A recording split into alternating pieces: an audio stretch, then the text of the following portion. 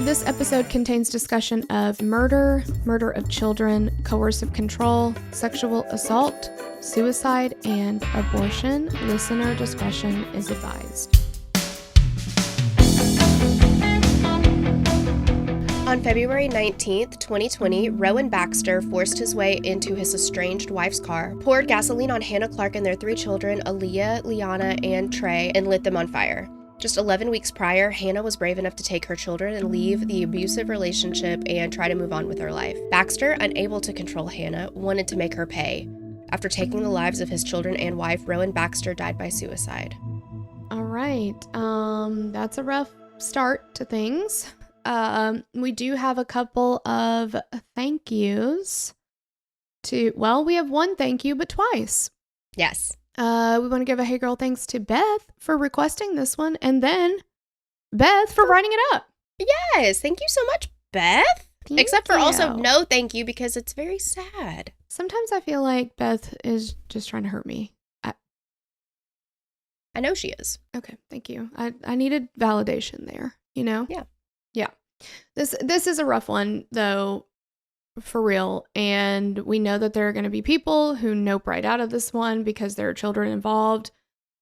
We completely understand that. On the level of the way that children are involved and have been in past cases that we've covered, this is probably like top tier in a bad way. So just putting that out there. And we can give an additional trigger warning when we're going to talk about the specifics with the kids. If you want to try to listen to as much of it as you can, Yeah. and then skip ahead a little bit, we'll do the best we can there, but we just want to put that out there. So let's go into the background of this case. So Hannah Clarke was born on September 8th, 1988 to Sue and Lloyd Clarke in Brisbane, Australia. She had a younger brother named Nathaniel. They called him Nat for short. She loved and cared for him just like she was his second mom. It's hard for the older ones to not mother the younger ones. Yeah, in my experience, you could even be as little as not even 2 years younger, and you still get mothered like crazy. I've heard that with twins too, where they're like literally one of them is like 1 minute older. And they're like, I'm older, I need to teach you this. Like, I don't know. Well, I mean, it's not the same, but on Clueless, when Cher is giving Ty advice, and she's like, Ty, how old are you? And she's like, I'll be 16 in May, or 15 in May. And she's like, well, my birthday's in April, so as someone older, let me just give you. Yeah. I think they were 16 exactly. still. Yeah. Hannah was described as being energetic. She was someone who loved having an audience as a child. She played sports throughout her life. She was the school captain in college. And that's like, for us, a class president kind of thing. She was a student elected to represent the student body. As Hannah made her way through college, she found a love for CrossFit. She spent a lot of time at the gym. In 2008, she met Rowan Baxter at the gym and they became friends. That's so unfortunate. Please get your windows open. Mm-hmm. I know we've had some comments lately because we kind of got off the window open scale for a little while. And then we made some like comments about it, and people in the Facebook groups, which if you're not hanging out with us in the Facebook group, like where even are you hanging out? So like come find us. But they were like, what is this window open thing? And that is when the case is so infuriating that we're going to tell you like how many things you're going to throw out the window in anger. And this one is like, you're going to have to set off some sort of a bomb and just start over. Yes. I don't know what to tell you. It's terrible. If you're going to start throwing stuff out the window, like go ahead and get them open now. Any mention of Rowan Baxter, throw your own self out the window. Like, I don't know oh my gosh. Anybody that's near you, that's their own fault for being the wrong place, wrong time. But yep. If you're listening at the grocery store, throw everybody out. That's on them. That's on them. That's not your fault. Women and children first. No, I'm kidding. But yes. Yeah. It's just, well, anyway. Okay. So Rowan had just moved to Australia from New Zealand with his wife and young son. Hannah was just 20 years old at the time. At this time, Rowan is 31. They met during a boxing class, and Hannah was quickly falling for him. So Hannah tells her parents about Rowan. What? Again, not the same, but it really reminds me of the Bradley Cooper Scarjo from He's Just Not That Into You. It's been a long time since I've seen that movie. I remember vaguely. What are you doing with your life? It's actually been a long time since I've seen it as well, but he meets her at the gas station, but then he goes to her yoga class because she teaches yoga, and then he's like completely married to Jennifer Connelly. Oh, yes, that's right. That's right. Oh, wow, yeah. Ugh, yeah, exactly. Yeah, it's the same thing pretty much because Rowan's married. He's got a young kid, but now he's in love with Hannah. Hannah tells her parents about Rowan. You know, there's this guy, I really like him. They did not like this. They didn't like that he was married, of course, but they also didn't like the age difference. He's 11 years older than her. She's barely out of her teenage years at this point. She's 20 years old. If you are listening right now and you are 20 years old, I know that you think that you're a grown-ass person. And technically, by law, you are. But, like, you get to... I'm pulling out my cane and, you know, coming at you like a grandma. But, like, you get to our age and you're like, holy shit, what... Like, that's so young. That's so young. Yeah. And what does a 31-year-old have in common with a 20-year-old? He's married with a kid. They're completely different life stages. Like, I don't know. It's just... Right. The coercive control of it all. Yes. Is what it feels like to me. And, well, not feels like. It's fucking documented in this case. Yeah. But... No, it 100% is. Yeah. So, her parents initially don't like him. But they really, really, really tried to give him a chance. They wanted to give him the benefit of the doubt because Hannah loved him. They also did not want to push her away, you know, because if you're 20 and your parents are like, I don't want you dating that guy, I don't like that guy, likely you're going to pull away from your parents.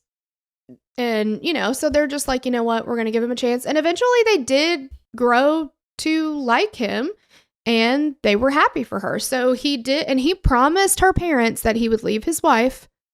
Because, like, they did get divorced or separated, but he still lived with her. Her parents didn't like that. And so, you know, it's going to happen. It's going to happen. It's just because of the kid and, like, all this stuff. So he finally does do all that, like, totally breaks from that relationship. And they were happy for Hannah. It seemed like, okay, he's following through, like, whatever. So he ends up proposing to Hannah. They married in October of 2012, and Hannah's parents said it was the best day of her life. And Hannah told them she felt like a princess. And the pictures of their wedding are so, she looks over the moon. I mean, just. She does. You can just see the joy on her face. Mm-hmm. Biggest smile. Yes. At the time of their wedding, Hannah was 14 weeks pregnant with their first child. Aaliyah Baxter was born on April 10th, 2013. 2 years later, on March 19th, 2015, Laianah was born, and a year after that, on December 4th, 2016, Trey was born. Aaliyah was described as being a smart, brilliant, and sassy young girl who was going to be somebody when she grew up. Laianah was funny, cheeky, sweet, and had so much empathy for other people. And Trey was so young and had a full life ahead of him, and it was said that he was just obsessed with his mom. You know, they had that little... Yeah, his little boys with their mothers. It's so sweet. But let me just tell you, if you have not seen pictures of the children, and they're like model babies. Like the most beautiful little tiny family. And Trey, get out of here. It's just so dang little. So little. So sweet. Oh my gosh. Makes the couple. Me so mad. Yes, absolutely. The couple both held jobs while raising their children. Rowan was a pharmaceutical sales representative and Hannah worked a retail job and then had a part-time job working at a local gym. So in 2015, the couple opened a gym together with the help of Hannah's parents and another investor. When Hannah and Rowan first got married, their relationship didn't immediately send up any red flags to friends and family. And again, the couple seemed to be happy. According to Hannah's mom, Sue, on the podcast Hannah's Story, which is our main source for this episode, and you know, this is the story told by Hannah's family and friends, things really took a turn when the couple's second daughter, Laianah, was born. So Sue and Lloyd were very involved when the oldest, Aaliyah, was born, but that changed after Laianah was born. During that pregnancy is when they first noticed that, like, Rowan would slap Hannah's leg harder than necessary when he was telling a joke, Once Sue saw him push her leg into a gate when he was angry, it just started getting weird, concerning. Yeah, sure.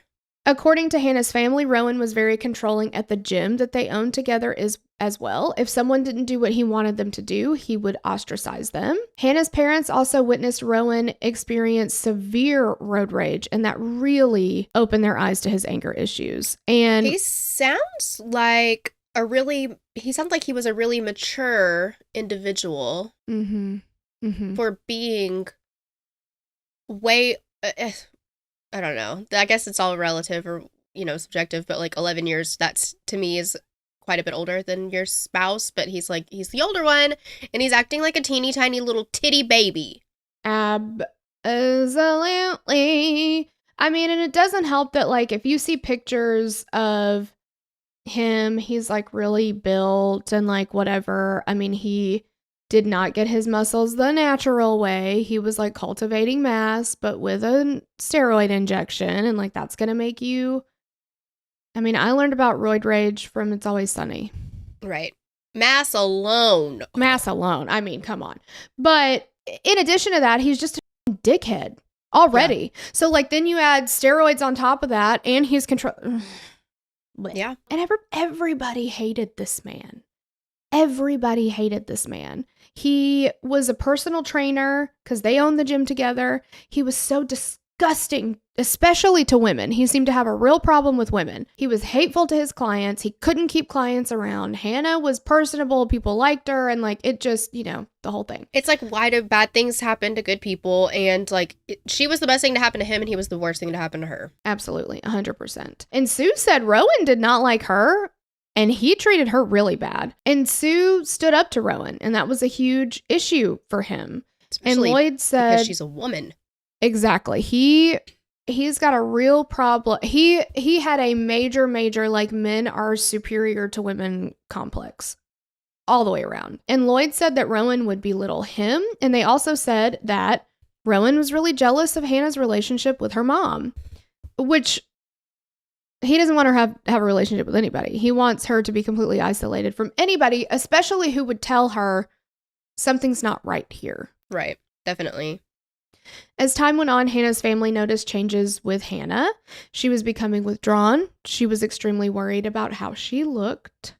She was worried that she looked fat because Rowan would say she was a pig and called her fat, especially after she had their children. This fucking guy, man. If you gain weight when you have children, first of all, you're supposed to.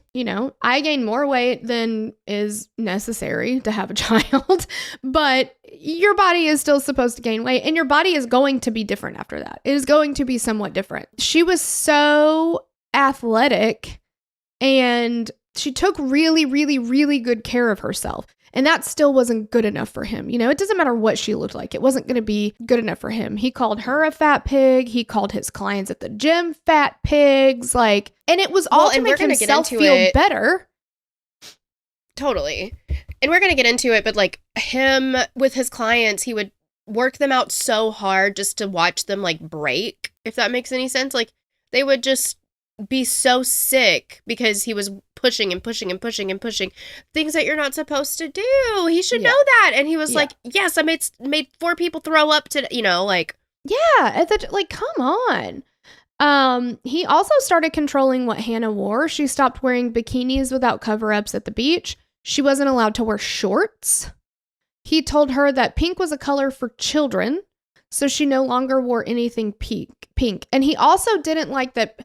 It kind of reminded me of those birds in the rainforest where they have the bright colors and it's to attract a mate or whatever, and they do their little birds of paradise dance. Yeah, that's what he treated Hannah like. As far as if you wear shorts, men are going to see your legs, they're going to be attracted to you. If you wear pink, which is obviously a color for children, he wouldn't like me. Same. There you go. Put your pink crown on. Yeah. That people would be attracted to her too. It was a color that would draw attention, and he couldn't have that. He couldn't have anybody's attention on her. Well, and listen to this. So I have been in a relationship that was not this bad, luckily, but it was getting to the point of like he was telling me I don't like when you wear this because other guys look at you and you know, if you didn't want that attention, maybe you shouldn't have worn those pants or you shouldn't have worn that skirt or you shouldn't have whatever. And I told him, and I fully believe this, and I hope this doesn't come out as I mean it to everybody should feel this way, I think. But you wanted a 10. You asked for a 10 and now you're mad that you've got a 10? Like, for Hannah, like, you wanted perfection, you got it. What are you mad about? Exactly. Like, you want me. I mean, we could get into the impossible standards that women are held to all day, every day. But yeah, he wants somebody who looks great, is attractive enough for him, which is a very high standard, blah, blah, blah. But like, you also want her to control that other men might also be interested in that's impossible. Like, right. If you want me to like look like a slob all day so nobody looks at me, that's not going to work. Exactly. Yeah. Yeah. It's just outrageous. He's disgusting. Okay. Totally. He also began controlling who she talked to and who she could be friends with. Surprise! He made her shut down her Facebook page so they could have a joint one. I don't have a problem if two married people want to have a joint Facebook account. If that's what you both want to do, that's fine with me. You want to have a shared email address? Who gives a fuck? Right. But to force that? Right. That's where we have the problem. And the reason he did that was so that he could control who was on her friends list, right? Hannah's best friend, Nikki, was someone he tried to force completely out of her life because Nikki would stand up to him. And he did the same with her brother as well. The relationship with Hannah's brother became so strained because of Rowan that Nat almost did not invite them to his wedding. Sue stepped in, and in the end, Nat and Hannah made up, and he said in hindsight he's so happy that he did end up inviting her to his wedding. And from his point of view, you can completely understand, like, this is just going to cause drama. It's my wedding, you know, whatever, like. Well, and I think, too, I mean, even if you can see that it's abuse, because it 100% was abuse, but I think that there probably comes a certain point where you're frustrated and you're like, if you're going to choose him, then fine. Like, yeah. You know, yeah. It doesn't mean that he's not a good brother or he didn't love her or anything like that. I think it's just, you know, you get fed up with it after a certain point where you're like, okay, we used to be close, but this is a choice. And right. And you know what I mean? Like, I'm not at all victim blaming, but like, no. But from an outside perspective, because you don't understand, and coercive control is such an insidious thing. And it is so gradual. Because you can't walk up to somebody and be like, all right, let's start dating. I'm going to control what you wear. I'm going to control what you eat. I'm going to control who you talk to. I'm not going to give you access to money. Like, of course they don't say that up front. It's rainbows and butterflies at the front so that you fall in love with them. And then they start letting those little things slide in. But you say, well, I've got this time where he wasn't like that. And I'm saying he because that would be my perspective. So, like, and that's who we're talking about here. He's not like that normally. This is a one-off. This is a one-off. He apologized. And that's not who I know him to be. And it becomes then so gradual over time where you had this amount of time that was good and only little fragments in time that were bad. And then it reverses. Right. Then the scales are tipped and then it's. But you're in it. And you don't even see it. Like, we're going to talk about this. Hannah does not know she's in an abusive relationship. Not until the very end does she know that. And that was my experience too. I did not know it. I didn't know it. Like, I knew that I had to hide things. I knew that, you know, on some level, I knew that things weren't right. But and I think too, for like family members and stuff like that, also, you don't see what's going on behind closed doors. You only see what's happening out, and they are very good at presenting a face that says, oh, well, I just had a bad moment versus this is how I behave. And you kind of, like, for family members, they're not seeing all of those other things, but you also don't immediately go to, this is an abusive relationship. You think that that's more rare than it is. You don't want to think that, you know, and it's almost like one of those things where it's like, well, am I being dramatic? Am I, you know, like, all those factors come in. Like, that happens to other people. That wouldn't happen to me. Right. Yeah. It Right. wouldn't happen to my family. Wouldn't happen to, there's just so many. And so many people, like, spousal rape just became more well-known in the 90s. 1993. Yep. Yeah. Thank And you, Lorena Bobbitt, for heading that up. Absolutely. But it's just, you know, there's still people today that don't know that it's possible and it's abusive. It's abuse, you know?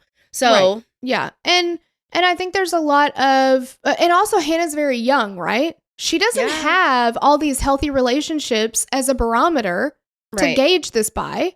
And there's a power imbalance already. There's a power imbalance already. And there are so many things that happen within a relationship. Like my boyfriend, while I was with him, he was actively stalking me. He stalked me all the time.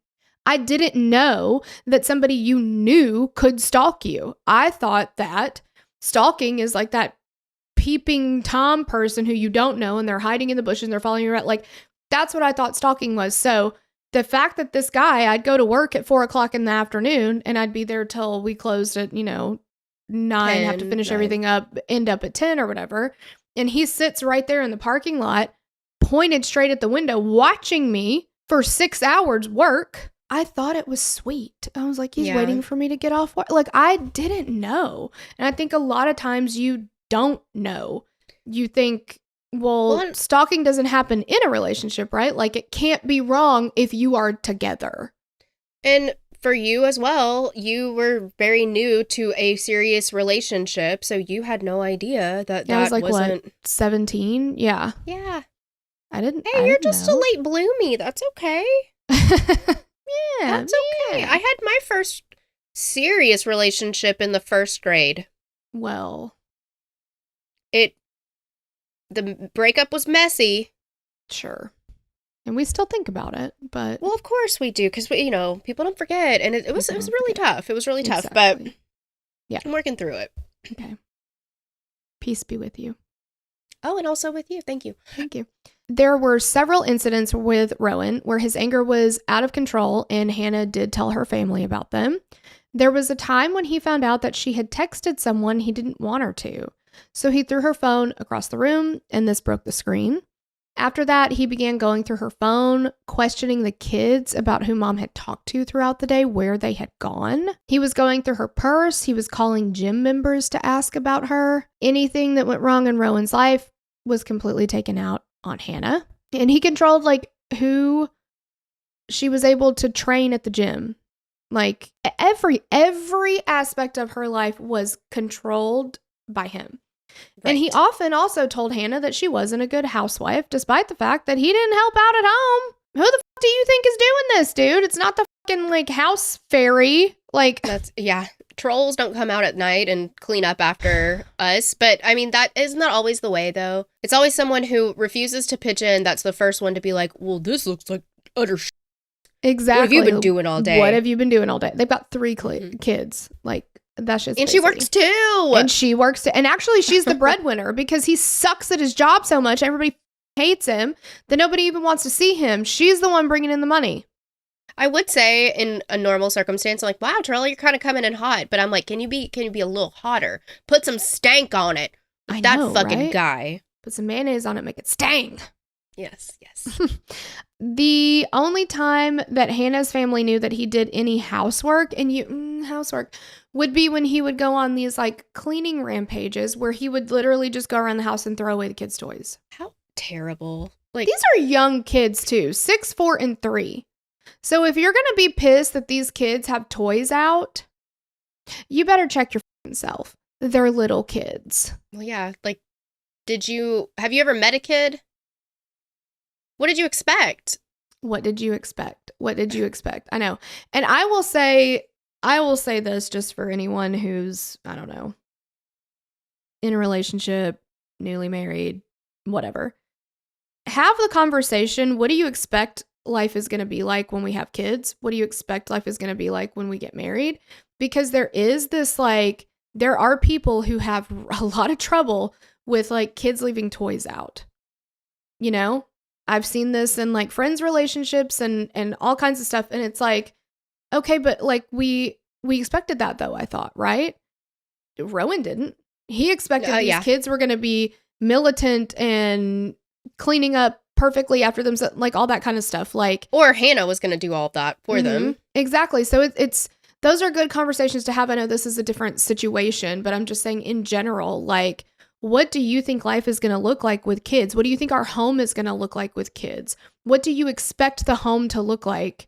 You know, and what do I expect? And then how can we, you know, maybe we set an alarm at 7:00 every night and it's our cleanup alarm and everybody picks up 2 or 3 things before they go to bed, or like, you know, just like find these ways, but they're little kids. Like it makes me so mad. And if Hannah didn't do what Rowan wanted her to do, he would use the kids as pawns. If Sue was supposed to have them for the day, he would not let her take them because that would hurt both Sue and Hannah. And of course, that hurts the kids too. But the word he used for that is Hannah misbehaved. Therefore, you can't have her. Hannah, this is the consequence of your misbehavior. Look what you've done. Nope. That is... Ugh. I hate it. Yeah. The couple was also facing financial issues. The gym they owned together was opened in 2015 and after 3 years was moved to another location, but they were struggling. Sue and Lloyd helped as much as they could. They even remortgaged their home so that they could pay bills and rent. According to Sue and Lloyd, Rowan would spend the couple's money on frivolous things, so Hannah had to open a secret bank account just to keep their bills paid. That's outrageous. And again, she's the one making most of the money because he's just spending it. Unlikable. Yeah, and he's spending it on shit that he wants. Mm-hmm. While your family is not being taken care of. Yeah, that doesn't surprise me, to be honest with you. No. 100%. Yeah. It tracks for Rowan. Mm-hmm. According to Sue, Hannah was thinking about leaving Rowan shortly after Laianah was born, but then she became pregnant with Trey and she felt trapped. She said that it was, because it was a boy, Rowan would not want to let him go. And despite Hannah's hesitation, Sue and Lloyd began preparing their home for Hannah and the children. And as we mentioned earlier, Hannah was really big into CrossFit and actually competed with some members from the gym. One of her teammates was Dave Kramer, and he was very close with Hannah, the kids, and at one time he was also close with Rowan. In 2019, Hannah's team qualified for a CrossFit competition, and Hannah was really excited. But Rowan did not qualify for the solo competition, so he decided that he was just going to jump onto Hannah's team so he could still be in the competition, and no one on the team wanted him to join, but they didn't really have a choice. So he joins, forced his way onto the team. Hannah, at one point, was in the car and apologized to a team member for his behavior, but she didn't know it. Aaliyah had been playing with her phone and accidentally recorded this, her talking about or apologizing for his behavior. It's when Hannah got home, Rowan blew up at her for disrespecting him on, apologizing on his behalf. And at the time, Hannah assumed that while Aaliyah was playing on her phone, she had somehow recorded the conversation and it got sent to Rowan by accident, but we're going to find out that it's worse than that. So after this blow up, Rowan decided that he was going to pull out of the competition because he believed that without them, the team would have to forfeit, but they were able to find a replacement. On the morning of the competition, Hannah went to the gym, and then when she got home, Rowan and the kids were gone. There was not a note. There was not any sort of message. He was not picking up his phone calls. So she calls her mom and her brother in a panic, and then at lunchtime, Rowan finally called her. He told her that it was all her fault and that he would bring the kids home when he was good and ready, and that they were just fine. And he said that he could not believe that she had called both her mom and brother about this. And this is when the dots are connecting. This is when Hannah realizes that Rowan was somehow listening in on her conversations.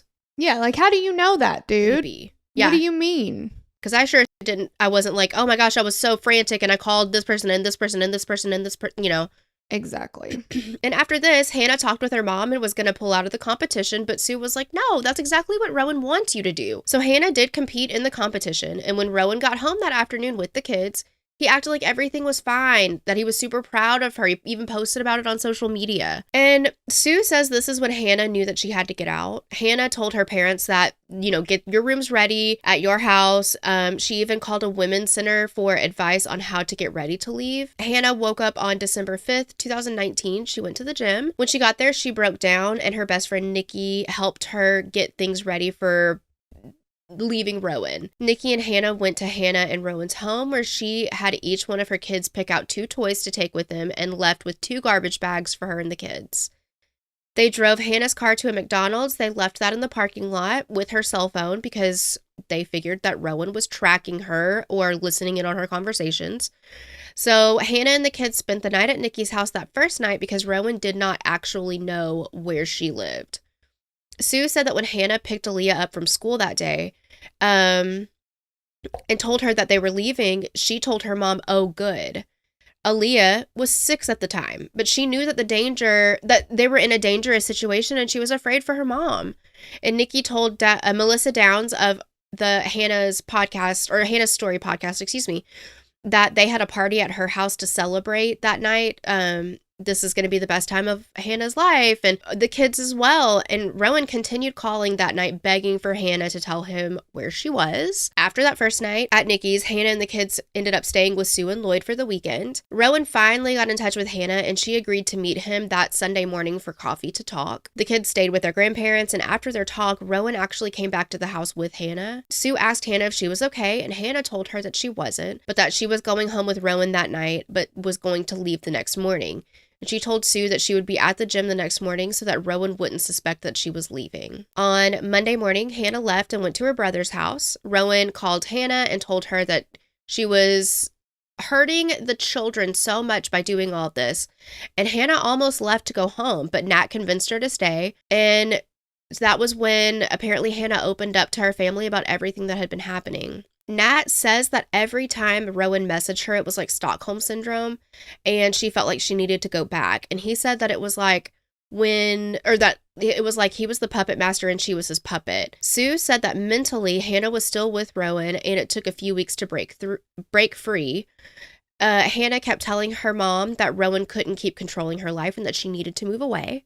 Her family convinced her not to move away, and she and the kids officially moved into Sue and Lloyd's house. After Hannah left, the gym the couple owned closed, and they were $75,000 in debt. Hannah had gotten a new job at Athlete's Foot before she officially left Rowan, and while they were still together, he would show up for every shift she worked. But once they were broken up, he would walk by constantly to see if she was there, and Sue and Lloyd began driving Hannah to work in fear of what Rowan might do. Rowan called several of their mutual friends after Hannah left, convincing them to be on his side, crying about how she left, and ultimately making himself out to be the victim. They called them their flying monkeys, right? At one point, Rowan tried to convince Dave Kramer that he was the reason that Hannah had left him. And Dave told Rowan that he didn't support him, but also told Hannah that he needed to back off because he was also in fear of what Rowan might do. There was an instance where Rowan got into the home and just stared at Hannah, and they had already started padlocking all the gates and locked all the doors, but on that particular day, there was one door that was missed. Nat wasn't initially worried that Rowan would hurt Hannah or the kids after the breakup, but that eventually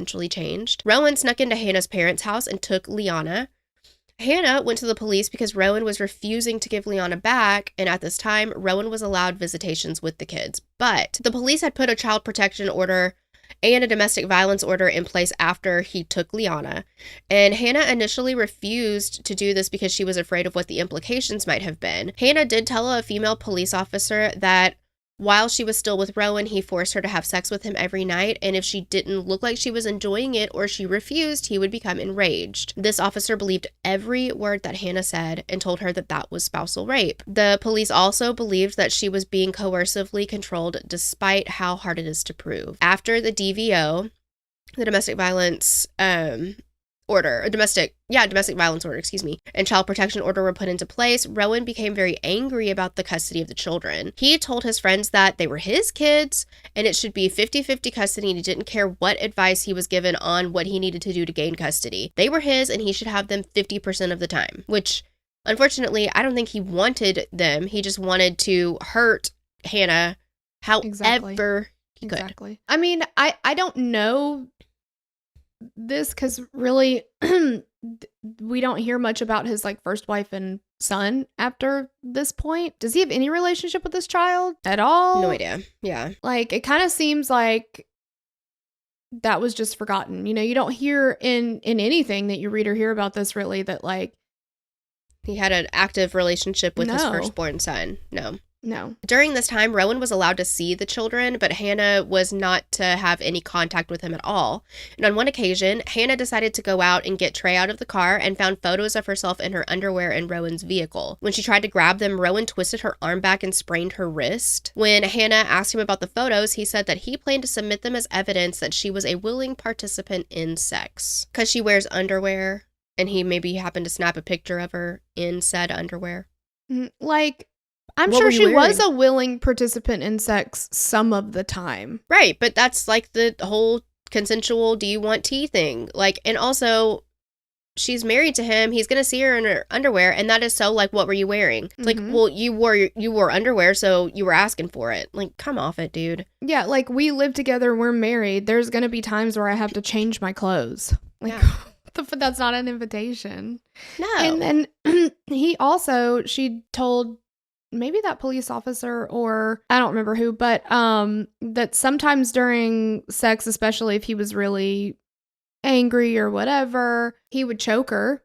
And it scared her, and she didn't like it, and it hurt. And of course, after, he'd always be like, I'm sorry, I got carried away. You know, it was for my gratification. I didn't mean to hurt you, you know, blah, blah, blah, blah, blah, blah, blah, blah, blah. Like, was she a willing participant in that? Right. And there's nothing wrong with it. Consent all the way around. Two participating, law-abiding, well, adults, just adults. I want them to be legally adult, and you can consent to anything that your little heart desires. But if there's not consent there, then that's the problem, because that is yucky. But Hannah Sorry, even if you consent to something like that and you're like, okay, fine, I'll give that a try. And then you're like, I don't like that. That hurt. It was not fun. It scared me. Rescinded your consent. And now you don't have the consent anymore. I mean, just like, why we got to say that out loud? I know.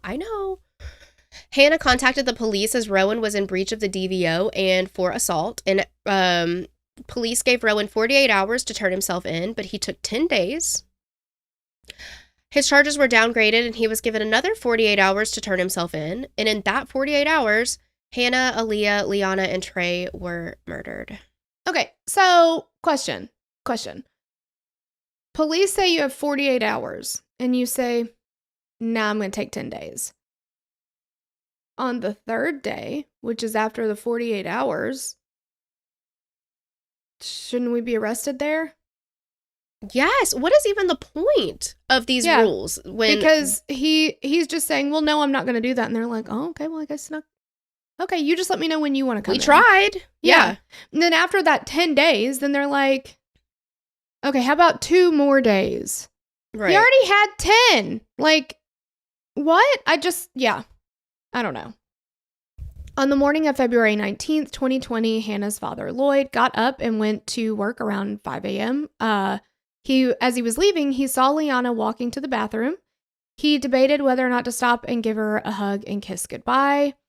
He ended up heading out the door without doing so because she was half asleep and he thought he would see her later.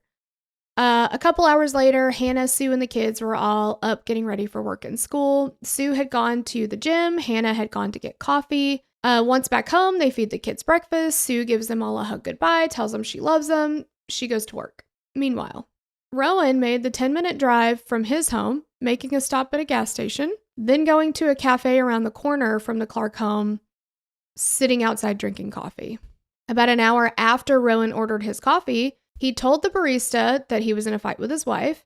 Then he drives over and parks across the street from the Clarke home. And when Hannah and the kids walked outside to head to school around 8:15 that morning, Rowan grabs the gas can that he had in his car, walks across the street, jumps in the passenger side of Hannah's silver Kia, and he tells her to drive.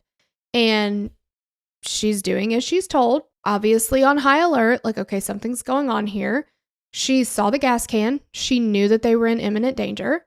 Hannah turned onto Raven Street and she sees a man outside washing his car. And so she drives toward him. There was one window rolled down and the man saw that Rowan had Hannah. He described it as in like a bear hug while she was slowly driving down the street. It is so very apparent that something is wrong here. Like, and she is yelling to him too.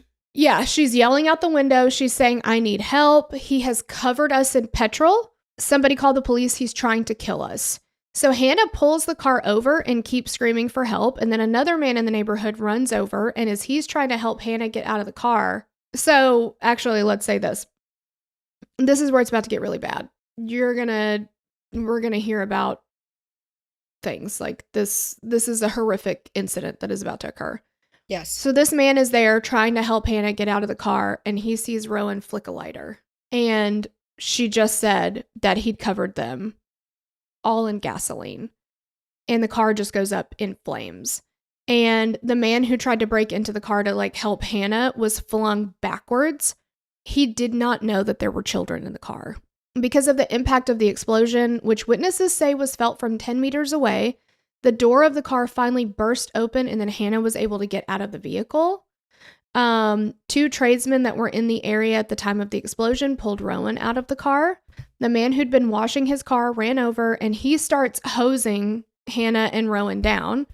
And when he looked into Rowan's eyes, he said they were black. There was nothing there. And then he goes back to Hannah to keep helping her. This same neighbor suffered burns from the fire, as well as the gentleman who initially tried to pull Hannah out. I mean, it was an explosion. So like everybody that was right there got burned in some way. The daughter of one of the neighbors called 000 at 8:26 a.m. One man heard Hannah screaming that her children were in the car. And when he opened the back door, he saw them, and he said that the human spirit had left his body. And unfortunately, no one could get close enough to the car due to the flames and the fact that the car was slowly rolling backward down the street. Then, to everyone's surprise, Rowan dives into the passenger seat of the car, and he's like rooting around for something, and then he comes back out. Now, if you're thinking he's trying to stop the vehicle so he can get his children out who are burning, no, that's not what he was worried about. He comes out of the vehicle with a knife because he'd brought a knife with him too. And after getting the knife, he kneels on the ground. He's got burns on 80% of his body, and he leans forward on the knife, twice in his abdomen and once in his chest. Like... I can't imagine being there and watching all of this. I know. happen. Can you imagine being like, you're like, I'm just outside this morning washing my car. Right. Yeah. No, I cannot. Oh, that's why you shouldn't wash your car. It's dangerous. Don't wash your car. Don't wash your car. Just don't do it. As this was going on, sirens could be heard and fire and rescue were on the way. The fire crews arrived first and began putting out the flames. When the paramedics arrived, they went to Hannah first, and she was able to tell the police everything that had happened. Despite having burns to almost 100% of her body, the only part of her body that was not burned was the soles of her feet. Poor angel. Seriously. Rowan was also tended to, and it was determined he was going to be sent to the hospital for care despite the amount of burns and stab wounds he had suffered. It was then determined that Hannah would be intubated and anesthetized before being taken to the hospital. Rowan goes into cardiac arrest, and open surgery was performed in the ambulance. They were able to fix the laceration to his heart caused by the stab wound to his chest, but they couldn't get his heart pumping again. One could argue he didn't have a heart in the first place. I don't know what they're even talking about, but, that's just me. Rowan Baxter was pronounced dead at the scene at 9:14 a.m., and his cause of death was the self-inflicted stab wound to his chest. I feel nothing. I'm not sad about it, but at all. And I feel like if they did find his heart, it would, and they were trying to get it started again, it'd be like, doop, doop, doop. Yeah, doop, exactly. Like a little hummingbird. Like, beep, beep. Yeah, like that's all he's got right there. All 3 children, 6-year-old Aaliyah, 4-year-old Laianah, and 3-year-old Trey were all pronounced dead at the scene. Hannah was taken to the hospital where her friends and family were eventually able to see her. Sue had heard sirens all morning while she was at work, and while in the break room, a coworker told her that 3 children had been burned to death in Camp Hill. When the coworker said it was on Raven Street, she knew. Just after she found this out, 2 police officers walked in to tell her the news of the deaths of her grandchildren and the condition that her daughter was in, and then Sue had to tell her husband and son what had happened. Hannah's parents, brother, sister-in-law, and her best friend Nikki were all by her side when the decision was made to unplug her life support. Nikki held her hand until the very end, and her mom said, "You can go to your babies now." And Hannah Clarke passed away at 5:40 p.m. that day. She had burns on almost 100% of her body, and she survived that long. And you also just have to be in awe of her jumping out of that car and just yelling, my babies are inside. My babies are inside. Somebody get to my babies. She also said, I shouldn't have gotten out of the car. I should be in there with them. She had no concern for her own anything. It was just get the kids, get the kids. Hannah, Aaliyah, Laianah, and Trey were all laid to rest in a single white coffin with pink flowers on it around 3 weeks after their deaths. Her brother Nat remembered Hannah, saying that he loved her since the day he was born. In his farewell, he told her that she was, quote, one of the greatest mums to walk this earth, and that it was no wonder her kids were just the same. Nat told Aaliyah that she was everything a big sister should be, brave, strong, and quite bossy. He told Laianah that she was sweet and caring and that there was so much of her mom in her, and he said to Trey, mother's little man, and her... Sorry.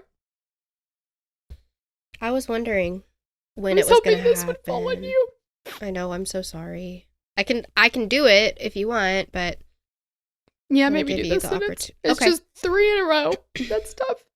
Yeah. He said to Trey, mother's little man, and her best surprise, I'm so sorry I couldn't protect you. Ugh. It's just awful. And like, Aaliyah was only 6 years old, but she knew. People try to say that like kids don't know what's going on. They know what's going on. Well, yeah, she was very, very worried for her mother. And that's her father. And she stood up to him quite a bit. She would slam doors in his face. She would tell him to leave and never come back. She would encourage her mom, you know, if like we know that when she said, hey, we're gonna leave dad, she's like, good, we need to, like, it's just, she's a brave little girl, because I know that man was scary. Yeah, you know. Just terrible. Autopsies were performed on Hannah, all 3 children, and Rowan. Hannah's autopsy showed that she had died from multi-organ failure due to the effects of the fire. 6-year-old Aaliyah died from the effects of the fire, including burns and smoke inhalation. 100% of her body had severe burns, and though toxicology showed positive for a potential toxic blood level of carbon monoxide, it was unlikely to have caused her death. 4-year-old Laianah was killed due to the effects of the fire, including direct thermal effects of smoke inhalation, and other products of combustion. The baby of the family, 3-year-old Trey, died from the same causes as Laianah, and Rowan's cause of death was the stab wound to his chest, but the extensive burns he suffered may have contributed as well. It is noted that he was not suffering from any disease of brain injury at this time of his death. And an investigation into the fire was conducted, and it was found that the fire started in the cabin of the vehicle and moved to the engine bay. There was minimal damage to the fuel cover, which shows that the fuel in the fuel tank had not yet started to vent and minimally contributed to the fire. Clothing of all 3 kids, Hannah's clothes, burnt fabric from the rear passenger door, and the remains of the gas can all contained gas residue. However, none was found on Rowan's body or clothes. It was concluded that the fire was ignited after gas was poured on the occupants of the car. I had wondered too, because Rowan was a professional, semi-professional rugby player before all this. And I know rugby is a tough sport.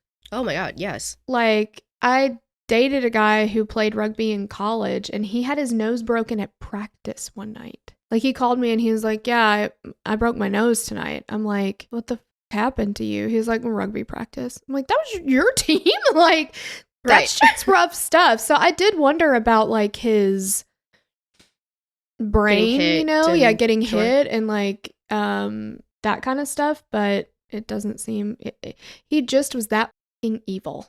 Yes, absolutely. The deaths were investigated as a homicide, and it was concluded that Baxter had premeditated the murder of Hannah Clarke, and it is believed that he intended to drive her to a secluded place, stab her, and burn her body. They believe this plan was obstructed when Hannah pulled into the neighbor's driveway, and the decision to murder the children could have been made at this time, and they believe that once Baxter realized what he had done, he had killed himself. An inquest into all 5 deaths began on March 21st, 2022 at the Brisbane Magistrates Court and ran until March 31st. There were 35 witness testimonies that included evidence and statements, and witnesses who had assisted Hannah on February 19th, 2020 testified about their experience as well as first responders and police officers. Senior Constable Slayings was the first officer to speak with Hannah upon arriving at the scene, and he detailed to the court the domestic violence training he received while in the academy. He had the option to take a domestic violence course and did so, but that program no longer exists. He stated that in 2022, every officer up to a certain rank had to complete an online program in relation to coercive control. And he stated that when a defendant breaches a DVO, they don't always get charged. It depends on the circumstances of that breach. I mean, I think that's bad. I think that's, what the fuck is the point of it? Exactly. What the fuck is the point of it? That you know happened what to the me point of so it many is. times.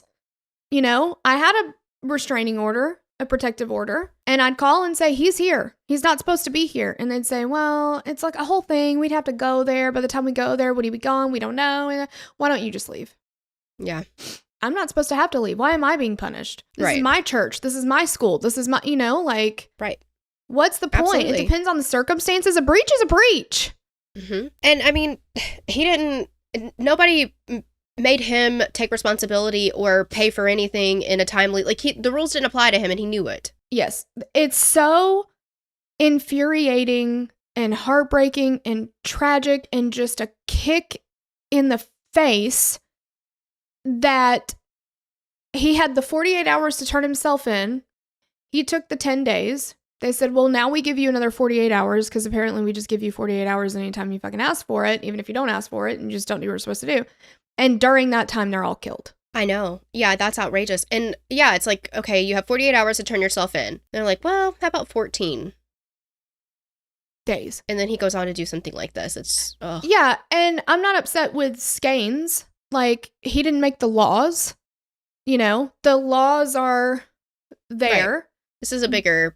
It's a bigger issue, fry, sure. But like, yeah, a breach is a breach. Then what's the point? I mean, but you know what the point is? It's in case somebody passes away or gets murdered, the person hopefully who had done the murdering will not die in the process, so they can get charged, and those DVOs or protective orders, whatever, are going to help them get prosecuted harshly or harsher. That's really the only, I mean, as far as I can tell, that's the only reason. I mean, that's specifically what I was told. Because I asked the question, well, then what is the point of this protective order that a judge issued for me? And they said, well, it's really so that if he ends up doing something to you, there's a paper trail. Uh-huh. And he'll get in trouble. They literally told me that. And I'm like, I don't, and I understand that we don't live in fucking Minority Report where the police can look ahead and be like, oh, he's gonna do something, so I've got to stop it now. But I know that like her friend, I know that her friend Nikki went to the police on her behalf and was like, he's gonna kill her, he's gonna kill her, he's gonna kill her. And they're like, but he hasn't done anything yet. Right. So I can't do anything based on, but he had already, that's the thing. If he had not done anything, if there was no protective order in place, if he had not breached it and sprained her wrist during this time, we know that we watched I Am a Stalker, you know, and we covered that on Doc Jams. If there's a protective order in place and your brain says, I'm going to do what I have to do anyway because I'm so enraged. Right. If you're going to blast through a protective order knowing that you could get arrested, knowing that the police are going to be caught, like, and you just don't give a fuck, that's escalation and that is dangerous. Mm-hmm. That is dangerous. Absolutely. Yes. He had done something. I just... Mm-hmm. You're right. What is enough? What is enough? I know. There were witnesses that were friends or associates of Rowan Baxter that provided evidence of his personality to the court, and it was stated that he was controlling, driven, didn't like to be told no, and always had to be the alpha male. He always tried to be better than his clients at the gym, and if somebody was better, he accused them of cheating.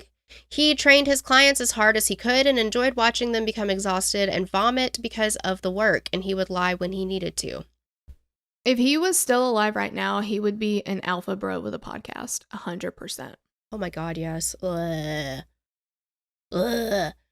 After Hannah left him, he became obsessed with seeing the children and wouldn't eat or sleep and continually painted himself as a victim. He claimed to friends that he wanted to change to get Hannah back, but they said he had no intention of wanting to change, he just wanted things to go back to the way they were. A mutual friend of Hannah's and Rowan's stated that Hannah was, quote, warm, loving, caring, and resilient. He stated that she was tough and would never play the victim and took responsibility for her actions. And he said that after the separation, she was very reasonable in regard to the kids seeing Rowan until he began acting out. He said that Rowan was a great father, but was intense and couldn't see someone else's point of view. Now, I saw a video of all 3 kids playing with Rowan. It was like almost like wrestling. Like they were running up to him and he was like pushing him down and stuff like this. And Trey is teeny. Like he might have been a year old. Maybe 2. He didn't look like he was talking much, but Rowan was rough with Trey. And Trey's crying and upset about it at some points. And he's just like knocking him down, throwing his head down on the floor. Like, I mean, he was rough. Yeah, he doesn't care if they hit their head. There was one situation where it was one of the girls, I don't remember which now off the top of my head, but he was doing something like that, flung her into a door frame. She hit her head. It started bleeding. They had to go to the hospital and get stitches, and he just completely blamed it on her. And, like, oh, well, that's your fault. He did the same thing to Sue when he was training her once. He dropped her on her head on purpose. Her head got cut open, and she was bleeding, and he stood there, pointed at her on the floor, and laughed at her.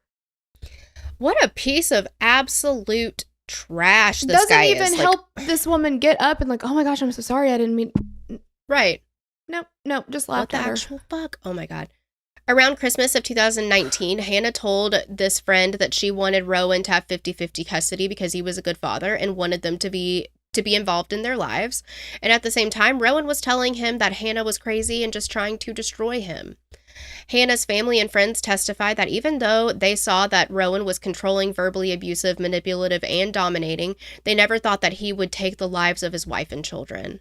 Several officers testified and said that there needed to be more services for both the victim and perpetrators of DV in Australia. Susan Beatty, the manager of the Domestic and Family Violence Death Review Unit of the Coroner's Court of Queensland, that is such a long title. Yeah. Or the DFVDRUCCQ. Of Q. Yes. Of Q. Yes. If that's short. Easier for you. Yes. Yeah. Provided expert testimony of the quadruple homicide and suicide. And she stated that it is evident that Rowan used coercive control toward Hannah from early on in their relationship. There were witness statements that Susan wrote that said that Rowan forced Hannah to have an abortion when she became pregnant 6 months into their relationship. And shortly after this, he told her that he had previously driven to his ex's home with a rope in his car and planned to kill her, their child, and himself. Before her death, Hannah had repeatedly reported to services that this comment had always upset her. It was always on her mind and made her feel controlled by Rowan, and she was very fearful of what he was capable of. Susan detailed every incident between Hannah and Rowan from the time she left him until the day of the murders, and there were several communications with police and protective services. Susan testified that there were several missed opportunities to address Rowan's behavior. During the inquest, CCTV footage was played of the days leading up to the murders and Rowan's suicide. 2 days before the murders, Rowan is seen at a hardware store at 5:40 p.m. holding zip ties and continually picking up gas cans and putting them back. He was seen at the checkout buying the zip ties, a gas can, and mineral spirits.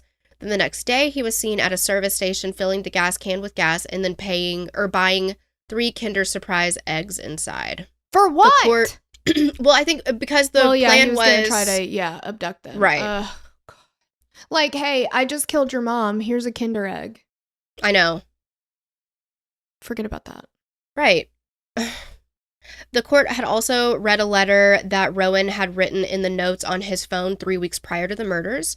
He had written this to Hannah, but it wasn't found until after the deaths occurred, and he wrote that he was hurt and that Hannah had never told him how she felt. He wrote that he was sorry, but he was finishing the game, and that he was going to see the children, and no legal team or her were going to tell him otherwise. He wrote, quote, "I have told the kids that you love them and they will miss you, I'm sure. You've destroyed my life and I cannot move on.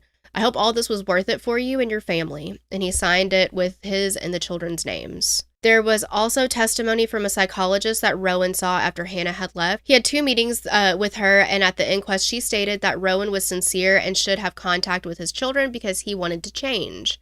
She claimed that he never spoke about harming himself, Hannah, or the kids, and he was supposed to have a third session with her on the day before the murders, but he had canceled. After several testimonies on coercive control, domestic violence, and the actions perpetrated by Rowan Baxter on February 19th, 2020, the inquest found that it was unlikely that any further actions taken by police, service providers, family, or friends could have stopped Baxter that day. It was erroneous. Could he have taken a gas can, jumped into her car, lit everybody on fire, brought a knife with him, picked up all the if he was in jail? Right. No. I don't think you can do that from jail. Correct me if I'm wrong. Maybe Australia's different. Right. It was also found that he was not mentally ill and was a master of manipulation. The coroner also found that the psychologist Rowan saw was an unreliable witness because she wrote her notes of after the murders and was essentially covering her ass. Perfect. We love to see that. Oh, yes. Love to hear it, too. At the inquest, the coroner made several recommendations to improve policing, child safety, and system responses. He recommended having a trial of a specialist domestic violence police station, increased training for all specialist domestic violence police officers, and increased funding for behavior change programs for men in both the community and in prisons. There has also been reform throughout Australia that includes legislation designed to enhance domestic violence risk assessment and management practices, as well as legislation to introduce information sharing schemes that are essential to a whole of system response to domestic violence. Sue and Lloyd founded Small Steps for Hannah in memory of Hannah, Aaliyah, Laianah, and Trey. Small Steps for Hannah was created to raise awareness and educate children and young people on how to identify the behaviors associated with coercive control. Dave Kramer, one of Hannah's friends from the gym, is a part of the team and helps to educate the public. There will be a link in the show notes for this website for more information, resources, and a place to donate if you are so inclined. In 2022, Sue and Lloyd won the Queensland Australians of the Year award for their work at Small Steps for Hannah. According to the Australian of the Year website, they received this honor because they empower victims to speak up, they guide family members to be aware of potential unsafe environments, and also create safe environments for those who need them most. There is an area inside the Bill Hewitt Reserve in Camp Hill that is dedicated to Hannah, Aaliyah, Laianah, and Trey, and it is called Hannah's Place. It's so sad. It's so sad. So sad. It's just so sad. And hopefully, could things have changed what ended up happening? We'll never know that. Right. It did happen. And so hopefully things will now change. Absolutely, yes. And Sue and Lloyd are championing that effort and just all the love for them and everything that they've gone through. And absolutely. And, hopefully, if anybody listening to this is like, wait a second. That sounds familiar. Some of this sounds familiar. Yeah, absolutely reach out. Check out that website. Yeah. And also, there are plenty of resources online, but hopefully that will encourage people, if you are unfortunately in an abusive relationship, to find the courage or just know that you're not alone and there's someone out there that can help you. But that is the case. We, of course, want to know what you guys think, but we love you and we will catch you next episode. Bye. Bye.